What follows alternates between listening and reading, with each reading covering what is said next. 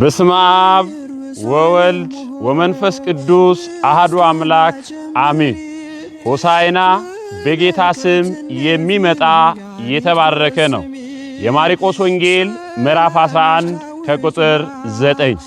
እነሆ በመዳን ቀን በመጋቢት 27 የጌታችን የመድኃኒታችን የኢየሱስ ክርስቶስ ጥንተ ስቅለት በዓልና የሆሳዕና በዓል ምክንያት በማድረግ ከመጋቢት 25 እስከ 27 ብፁዕ አባታችን አቡነ ይስሐቅ የወላይታ ሀገረ ስብከት ሊቀ ጳጳስና የቅዱስ ሲኖዶስ አባል በተገኙበት እንዲሁም ሊቀ ሊቃውንት ዮሴፍ ደሳለኝ በተገኙበት የተዘጋጀ ታላቅ መንፈሳዊ ጉባኤ በዚሁ በታላቁ ገዳማችን ርዕሰ አድባራት ወገዳማት ደብረ መንከራት አቡነ ተክለ ሃይማኖት አንድነት ገዳም ይካሄዳል።